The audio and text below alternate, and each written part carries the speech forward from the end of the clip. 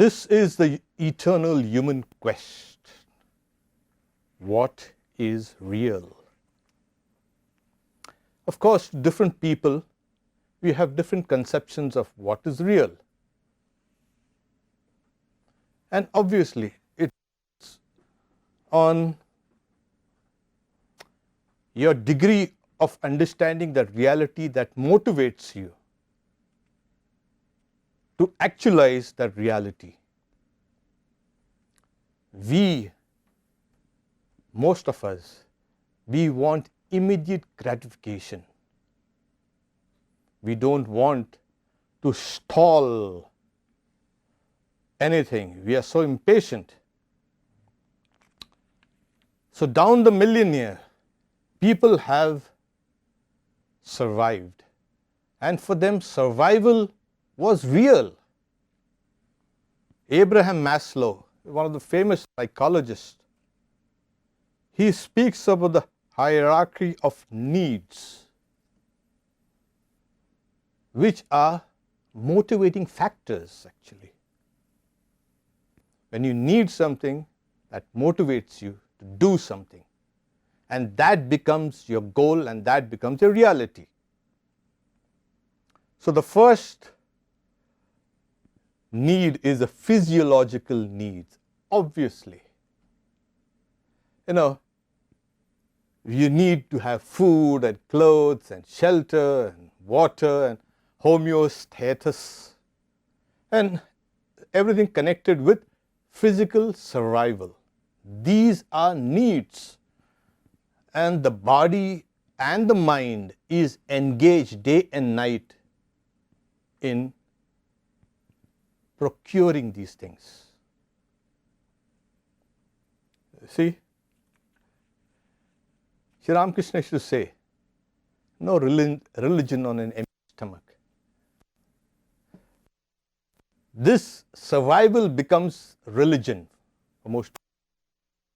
And in today's world, we know how difficult it is for many people. Even here in this nation,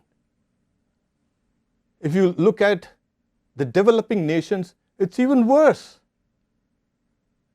How people want to survive, just bare minimum survival. The second need is, of course, security and safety. You need insurance and you need to save yourself from accidents, etc., etc. You want some money to be laid down for the cold days. And it has become kind of complex. The people want some order in their lives. They can look forward to the next day without feeling threatened. So this is also a need, a motivation for people to pursue these safety and security needs. The third is social needs. Of course, once you have this, then you look for friendships and relationships, and you go to churches and organizations and this and that, because social isolation is not recommended for people who live in society. And you go out and mix with people, and that is a social need. So it is actually a need of the body and the mind that one can go and interact with all these people. So friendships and all these things become very important in life, because we have something called the loneliness and anxiety and depression and tension, and all these things are the result of not fulfilling social needs. Somehow things are not working your way and you try to withdraw yourself. That is damaging. So these needs must be fulfilled. The fourth need is, as Abraham Maslow says, esteem. a person should feel a kind of a self-worth. That person is, you can say, feeling a kind of an esteem about himself or herself. Because once these things, they become important, when all the other three needs are met, then you would look for some higher purpose. What is the purpose of human life, and what is society, and what is the goal of life, etc., etc. So you need to accomplish certain things. There is something called a human dignity and human prestige. One must become aware of that. That what keeps us away from rash behavior and uncouth speech, etc. You become aware. You hold yourself in check. You understand your own prestige and your own dignity and honor, and similarly you treat others also in that same fashion.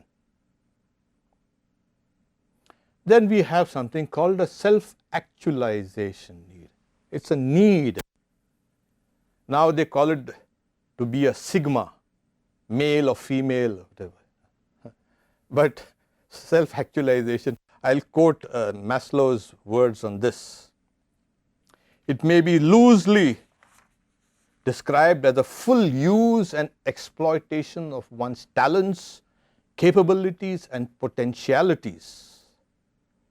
Such people seem to be fulfilling themselves and to be doing the best they are capable of doing. The best. You must put in the best. Now you don't bother about the opinions of others. You have come to such a stage where you are doing what is right and what is beneficial for the larger, you can say, body politic. So this self-actualization is not that spiritual self-actualization that some religious people speak about. It is nothing but the life at its, you can say, zenith. It has reached its potential. That it has taken you years and years. Since you were born, you've been working, and you've come here. This is, you actualize all your physical and mental, you can say, potential.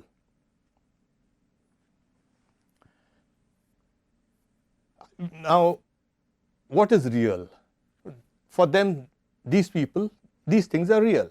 And you graduate from one level to the other.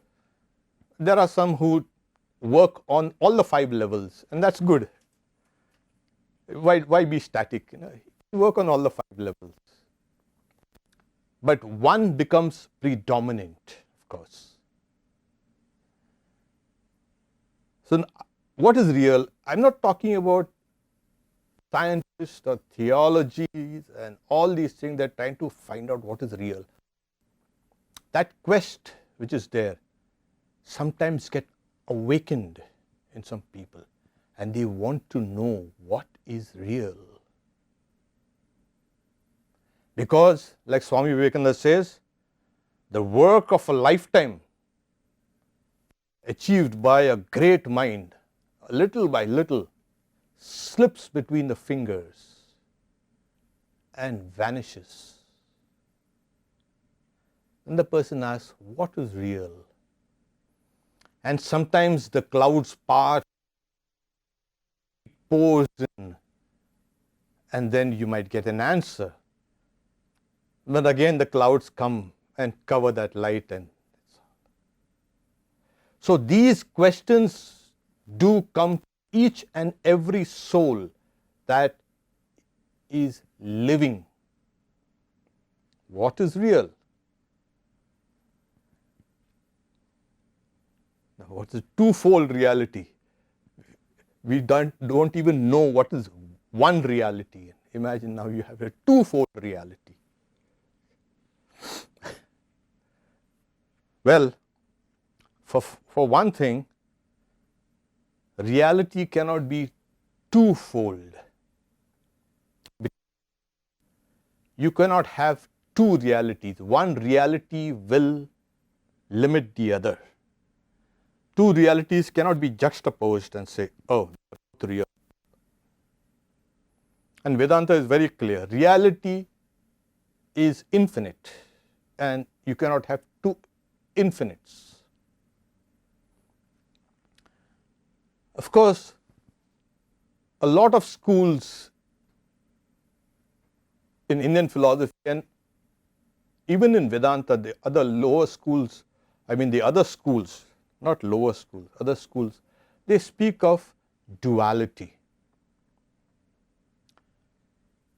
So we can have that twofold nature amongst them. But in Vedanta, it takes a very, you can say, unitary view of what this reality is. It breaks down things. You know what, when you look out at the world, what do we see? Things, everything. But things, all these things, objects are nothing but parts put together. Everything is this chair. What is this chair? Yeah. In the old, you can say, Indian way of the logicians' minds working, they used to say, okay, they say, so this is the chariot. Then they say, what do you mean a chariot? Is it the wheels? Is it the spoke? Axle? Is it seat? Is the harness? What is the? No, the whole thing is called a chariot. What do you mean whole thing is called a chariot? They used to break down things. They used to atomize things, separate things. And that is what we do in science and every form of religion. Even we are trying to break down things in order to understand. We say, this is really? You sure it's not a product of a tree? Yeah, but then it's called paper. Why you call a product of a tree the paper?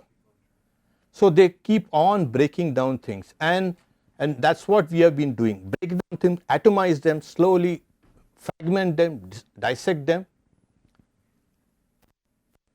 So we tend to break things down and then fuse them together to understand them. This is one method. It's something like reverse engineering,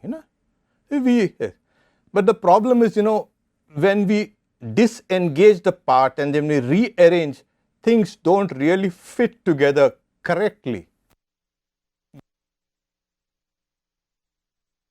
Not with the external world. It is far, far, far too complex to be separated and then put together. There are just too many parts. You'll be lost. The other, to understand how things evolve, to look back at the past and, what were the Homo sapiens? And they look in the DNA and then they find some more kind of rubbish in that DNA, and then they get down to understanding what our species is by studying its past. So it's going back to the past, seeing things, how it evolved, how hydrogen evolved into all these things. Why? Oh, well, it did evolve. So this is another method of understanding things, external world. This same method is used also to understand the internal world. And they've been trying to separate the various parts of our own psychology, but when they bring it back, it doesn't really fit in. But they're working on it. They also trying to understand how thought evolves and how emotions work, and etc., etc. So the same method that we use in the external world is being used also in the internal world in order to come to some conclusion. One thing is certain, but the methodologies that they are using is finding that there is not much fundamental difference between what is outside and inside. This may be a motivating factor, but it motivates you to do something. So they are kind of synchronizing the internal and external search for reality through this. Okay. Now in Vedanta, the sages, they went also in search of unity. Wow, they said, okay, let's have, because fundamentally again, when we attain the unitive knowledge, knowledge ends. What is knowledge? Knowledge is comparing one thing with another. I refer a chair to this chapel and this chapel in the center, etc., etc., etc. I am referring one thing to another, a small detail to a larger detail, and then to a bigger picture and a bigger picture. It's higher and higher and higher generalizations. Like this person, that person, this person. Okay, yeah, these persons are there, but they are all human beings. And yeah, okay, fine, the human beings. And then we lump them all into mammals. Okay, that's a higher generalization. And then mammals are in a higher generalization called living beings. Oh, yeah, that's good. And they are the high generalization called denizens of the world. Okay, so we go from the individual to the general. This is how knowledge works. Now, when you come down to the highest generalization possible, that is the reality. Because the mind itself, knowledge itself becomes unitive in that. There is no more knowledge to be attained when there is a unification. Knowledge will only work when there is one and there is another one outside. So at the highest generalization, there is no knowledge. In fact, I would say it is the fulfillment of all knowledge. Knowledge comes to an end. So this is the process how the sages in Vedanta worked, higher and higher and higher generalizations. Of course, there is something called the inductive and deductive logic. The sages also found out that the explanation of a thing has to come from its own nature. Even in the old days, religions tried to unify all these things. This is a sinner, that's a saint, and this and that, and all these things. They tried to unify it, and they couldn't. So they bought an external agent called God, who has nothing to do with this. He created the whole thing, and is sitting somewhere else. That God in Vedanta was dethroned, as Swamiji says. We don't want a God like. We want a God who is within the explanation itself. So the explanation of a thing has to come from its very internal nature. Otherwise, it's no explanation. And that's the reason why an extra cosmic God has found a lot of, it is philosophically untenable. If you're going to make God into a transcendent reality, and then what about this? He keeps an eye on it. No, that won't do. So the sages in the Vedanta says that which is transcendent is also immanent.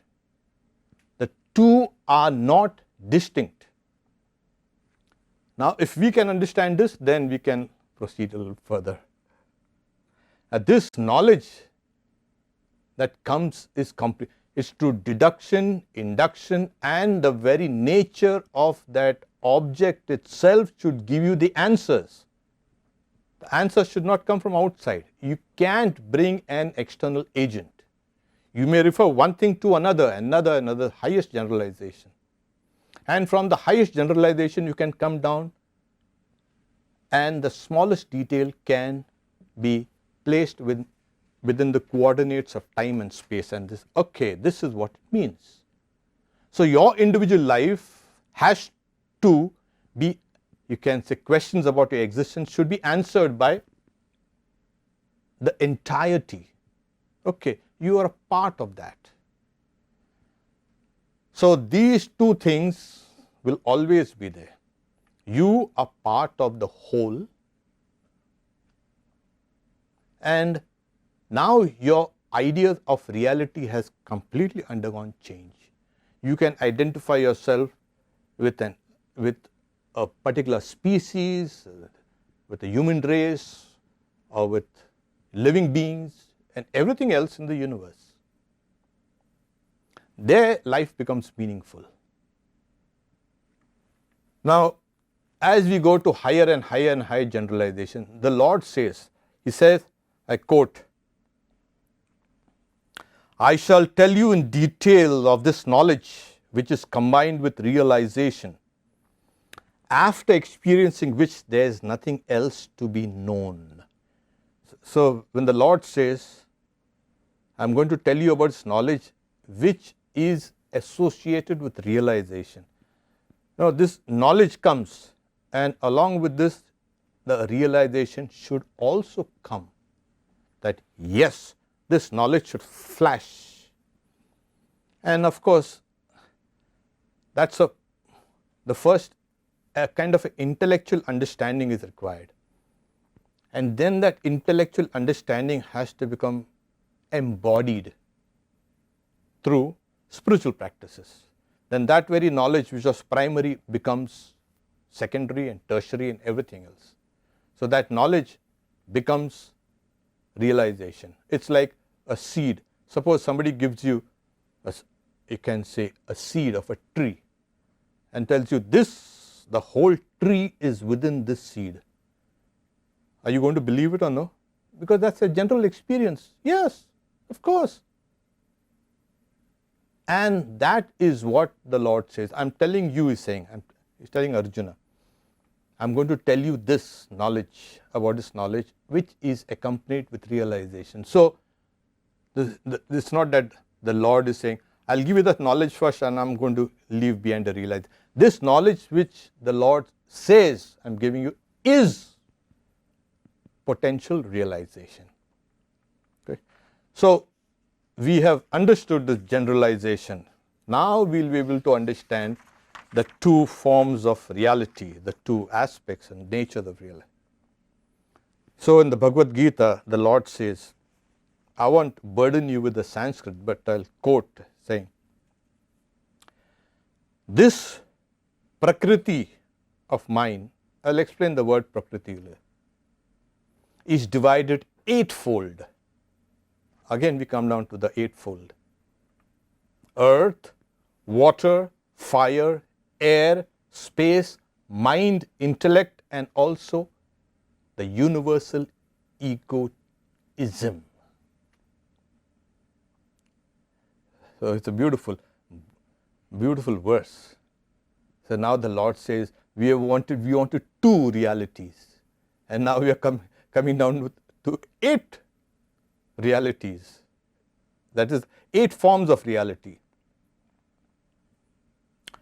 Bhumi, Rapo, Nalo, Vaya, etc., etc. So here we have this idea. Before we can go into the various 8-fold, you can say, aspects of this reality. If you look at nature outside, another universal experience that escapes us most of the time is things start from the causal, you can say, mode. It evolves, becomes subtle, and from the subtle it becomes the gross. This is a principle that nature follows, and this is a principle in order to understand these 8-fold forms of the Lord. Okay. So in Indian philosophy, the distinction between mind and matter is never made. Mind is material, and so is material. Okay.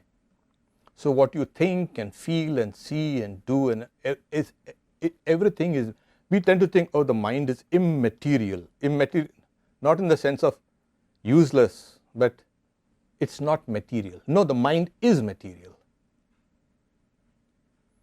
So let's get into this. So these eightfold forms that the Lord says, this is spoken in terms of an evolutionary, you can say, mode. So first he says Prakriti, this Prakriti. It comes from two words, from pra and kriti. So it is something called, which comes first, before actions, before something can even start becoming active. This is the mode of nature before it has become active. It is potential, it is in its causal state. Things have not yet begun to rise up from there. So this, and then the earth, water and fire and air and space, etc., they come out of this. What is this? Now we are talking about creation from the cosmic perspective.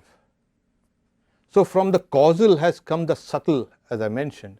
So these elements are the causal elements which have come out, which have yet to be permuted and combined, and all these things will come later on. So these are the uncompounded elements. They called it in the old days, today we'll call it hydrogen and helium, etc., etc. Don't worry. But then they called it the earth and air and fire and water and etc.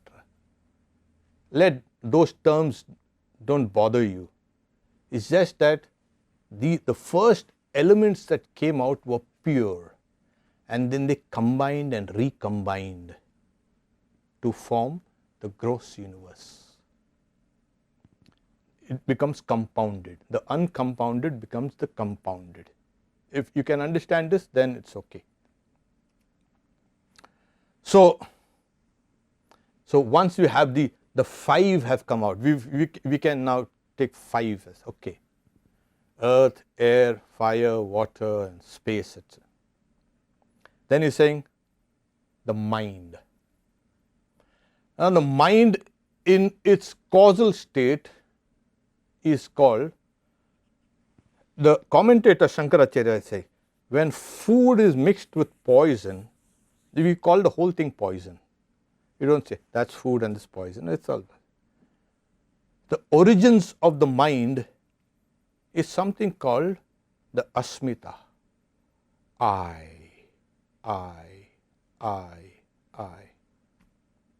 That's that individuality. It's from that individuality that everything comes.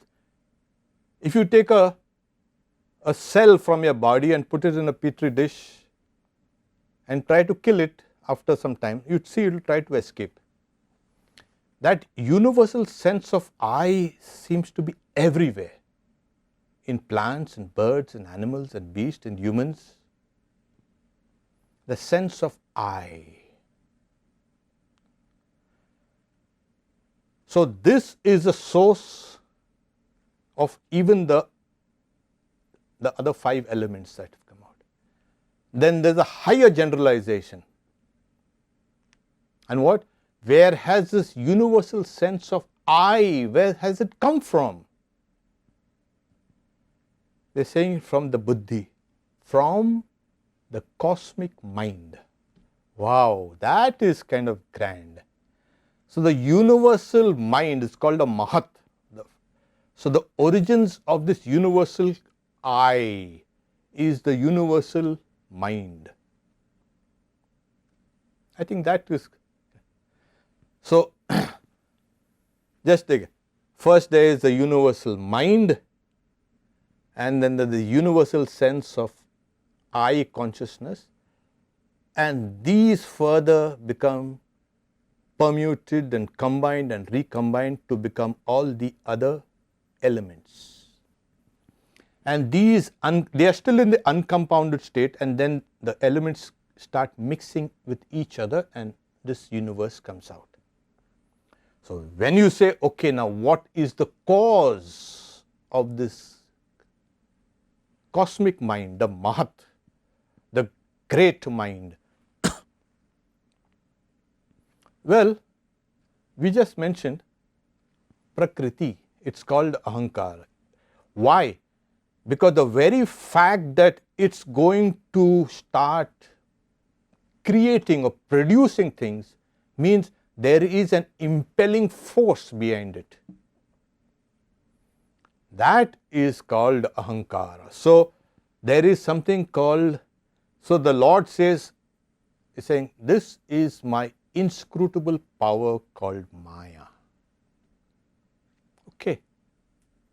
Because it's inscrutable, because at that highest generalization, we just can't, the human mind can't transcend its own self, because it has come to the highest generalization of the cosmic mind. The individual mind itself dissolves in the cosmic mind, and what's beyond that, that becomes something called inscrutable. So the Lord says, this is my divine Maya. Yes, and that is Prakriti, and that is also associated with something called the ignorance, avidya.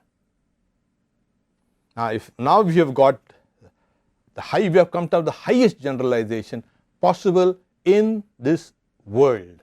There is nothing higher than this. Everything up to the cosmic mind is scrutable, but beyond that, there is something which is inscrutable. So this is the first aspect of reality we are talking about. Twofold aspects of reality, this is the first aspect. Okay. We haven't done yet. Wait, we are waiting for the second one to come in. So the second one is, that's another beautiful verse, you say. So before we can go into it, in the Gospel of Sri Ramakrishna, you find Sri Ramakrishna speaking about the 24 cosmic principles and etc. etc. So he is mentioning these transformations. So when the uncompounded elements becomes compounded, they become the 5, you can say, sensory organs, and the 5 motor organs, and the 5 pranas, etc., etc., and the mind. So all these become 24.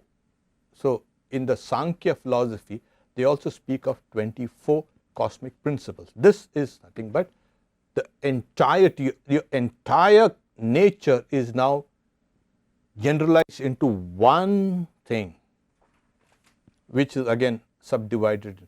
So each element down here can be referred to the larger. The smaller detail can be referred to the general. Otherwise, you will not be philosophical. If you can answer all your questions, that other person should also be able to answer all his questions about reality. That is, so each one can refer himself or herself to the highest generalization, highest reality. So this is the first aspect of reality. Now the second aspect of reality, twofold, as I said, okay. It's a beautiful. So before we can go and see, I just want to lay out science. Not only science, in fact all human knowledge is trying to understand nature, isn't it? We've been doing that, breaking parts and putting them together, and sometimes creating a mess, sometimes creating some wonders. And we have been trying to understand nature over and over again. This external world is very fascinating. Look at you can say a snowflake and see how beautiful it is. And you can spend your entire life studying it. Look at a grain of sand. You can study it for entire life. And people say, that person is a fool. He spent 50 years trying to understand a grain of sand or a snowflake. What's there in that? They don't understand these principles of generalization. If you know one grain of sand, you know all the sand that is in the universe. In the universe, not on the earth. you know the nature of all the universe through one grain of sand. This is referring this to that. As the Upanishad says, if you know one lump of clay, you know all the clay in the universe. Yata somya ekena mritpindena sarvam mrinmaya vijnana. Oh, good looking one. If you know one lump of clay, you know all the clay in the universe. This is the principle. If you can study one snowflake, you can understand the entire universe. Why can't we see that? Yes, so this is the first order of reality that we are pursuing. There is, like I said, another one. As we keep on pursuing, and science is doing digging here, digging there, breaking these things, creating these things, now they are trying to find what is this damn thing called consciousness. It seems to be everywhere. And yet, we can't explain it. They're trying to explain it through neurology and physics and biology and etc. So science has become the science of consciousness. They're trying to understand consciousness. They're not trying to understand nature. So what happened to you? You're supposed to study nature. No, that behind that nature there is that consciousness. Really? Yeah, that's what the Lord is saying in this verse. He's saying, was wonderful. Understand that this and all things have as their source as consciousness. Now he makes a statement here which, it's amazing. He's saying the first order of reality that we are speaking about, he's saying that's the inferior reality. Know the superior reality of mind, he says, as consciousness, which is appearing as individual souls, as individual consciousness. So he's saying, yeah, I think I should read the whole thing. O mighty armed one, this is the inferior prakriti, the first order of nature that we are talking about. Know the other nature of mind, which however is higher than this, which has taken the form of individual souls and by which this whole world is upheld. Something lifting the world up? No, it's hanging there. Don't worry. It's hanging because of all the various forces. He means to say everything is held by consciousness. All matter, whether subtle, causal, gross, anything is held by this consciousness. And that's what human endeavor, human knowledge is now slowly trying to understand, going towards that. We tell them, they talk about, physicists trying to become philosophers. They're talking about philosophy, they're talking metaphysics. It has to go to that point. Science will become meta-science there in that. Physics will become metaphysics.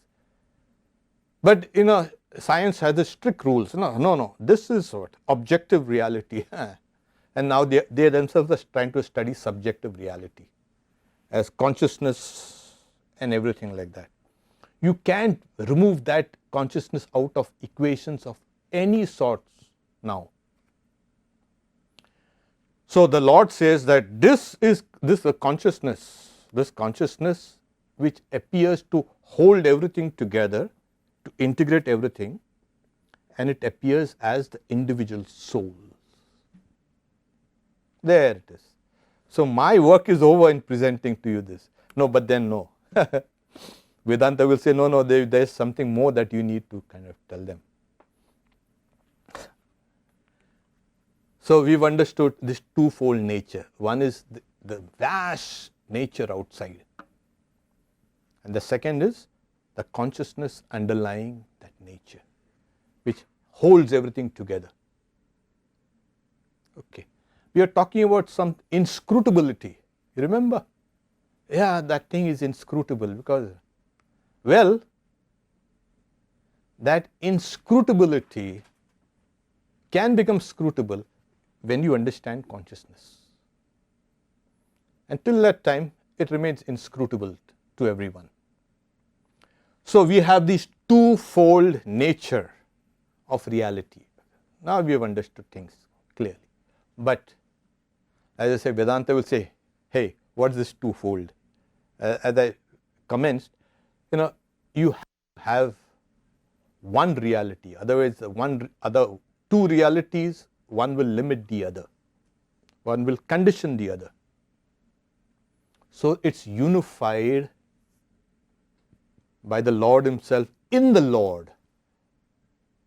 So He says, this is, understand that all things have these as their source, these twofold. I am the origin and also the end of the whole universe. The word uses etad yonini bhutani sarvani upadharaya. This is my uterus, the Lord says, where I have given birth to these twofold realities.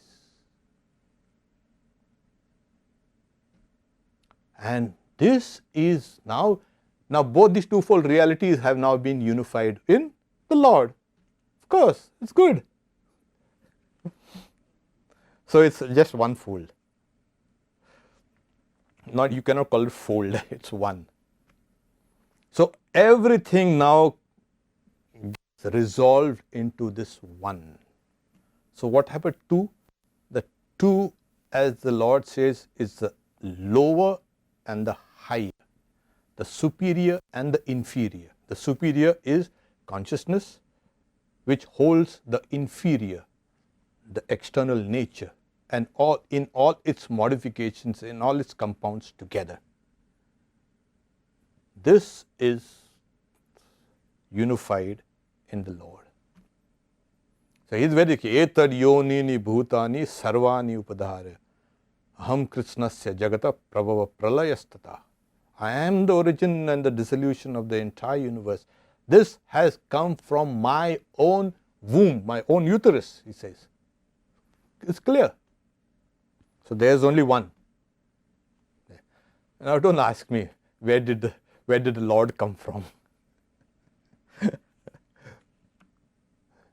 Where did the uterus come from of the Lord? No, she was there all along. But where? This is the reality. As I said, we need a God, a reality which is transcendent, at the same time immanent. This is.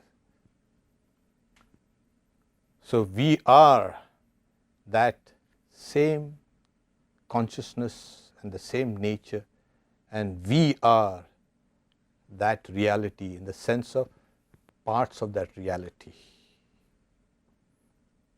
So you don't ask, where is God? In Vedanta, that's the most stupid question.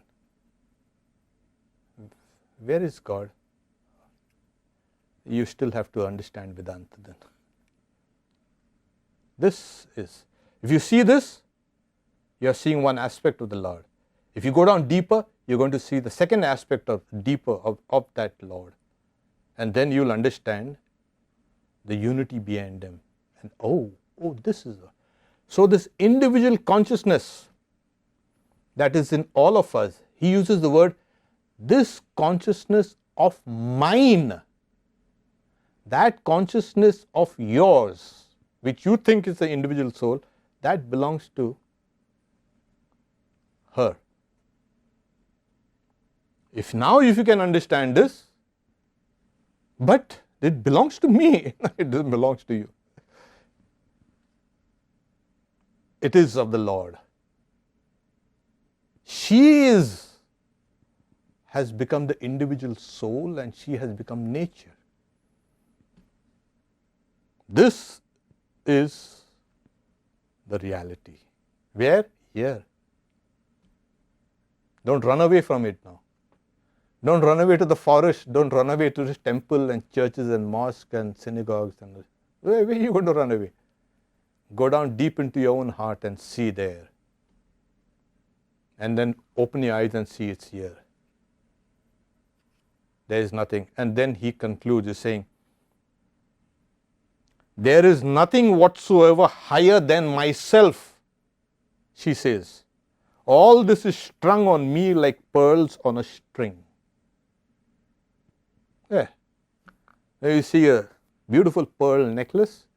You forget the string that ties all the pearls together. So this is the reality.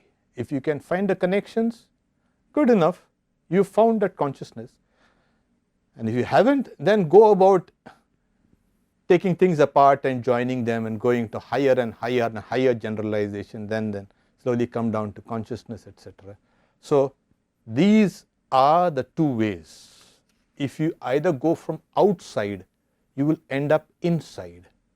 And if you go inside, you'll end up outside. Because Swami Vivekananda says, strictly speaking, there is no internal or external in nature. These are fictions. As I also mentioned, mind and matter is one entity. It's just simple as that. So we make a distinction between mind and matter and this and no. Not in Vedanta. So this much for today. I think you have got a fair amount of reality check. We have the reality shows. Is something like this was a kind of a reality check for all of us. And we hope we can see the Lord there after we have finished off all our basic fundamental kind of incremental needs. Some needs keep on increasing. As we ascend higher and higher and higher, then the need to know the reality as it is takes over, and that fires you, motivates you, and then it becomes very easy. So this knowledge, jnana vijnana sahitam, he says, this knowledge along with realization, special knowledge. So this knowledge has been given to you, within it is enfolded that realization. Om, peace, peace, peace.